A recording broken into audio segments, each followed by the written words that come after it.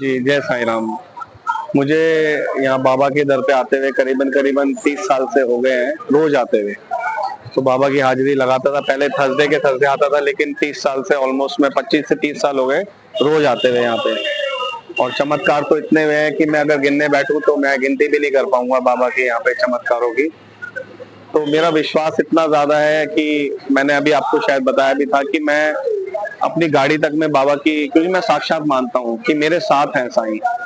अगर मैं गाड़ी में मूर्ति इसीलिए नहीं रखता कि बाबा को गर्मी लगेगी, अगर बाहर 40 डिग्री 45 डिग्री टेम्परेचर है, उसमें मैं बाबा की मूर्ति छोड़ के जाऊंगा तो फिर उनको भी पसीने आएंगे, या सर्दी ज्यादा होगी तो उनको ठंड लगेगी। तो मैं इसलिए बाबा की मूर्ति भी नहीं रखता गाड़ी में।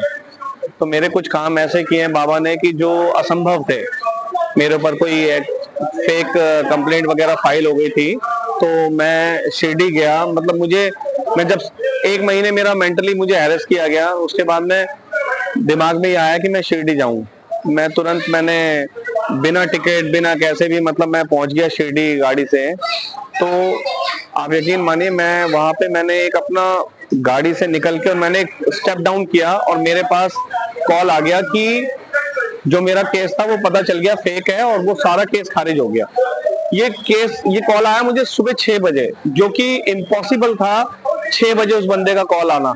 तो ये सब बाबा की रहमत का ही वो है, अदरवाइज ये चीज पॉसिबल ही नहीं थी। क्योंकि जिस चीज के लिए मैं 1 महीने से परेशान था, वो वहां जाते ही वो सारी चीज खत्म हो गई। ऐसे अनगिनत चीजें हैं जो मेरे साथ हुई हैं। तो बस यही है कि जब तक मेरी सांस रहे, मेरी यही आस रहे कि मैं यहीं आता रहूं बाबा के दरबार। और यही मैं पूरी सर्दी, जैसे मैंने अक्टूबर में स्टार्ट किया, अब पूरी सर्दी मार्च तक हम शाम को यहाँ पे चाय का और कॉफी का प्रसाद बांटते हैं डेली रात को। तो ये अब एक नियम बना लिया है कि सर्दी सर्दी सबको चाय पिलाना, सब चीज यही सब बाबा जो कराते हैं वही कर रहे हैं हम। जो उनका आदेश है वही पूरा कर रहे हैं। आप बाबा से कैसे जुड़े? मतलब आप स्टार्टिंग में किसी ने बताया या बचपन से आप कैसे? नहीं, मेरी सिस्टर जो पंजाब में है, इसकी शादी पंजाब में हुई, वो पहले थर्सडे के थर्सडे मंदिर आती थी। तो मुझे लगा था कि जाती है मंदिर, तो मैं एक आध बार उसके साथ आ गया। तो उसके बाद जुड़ गया।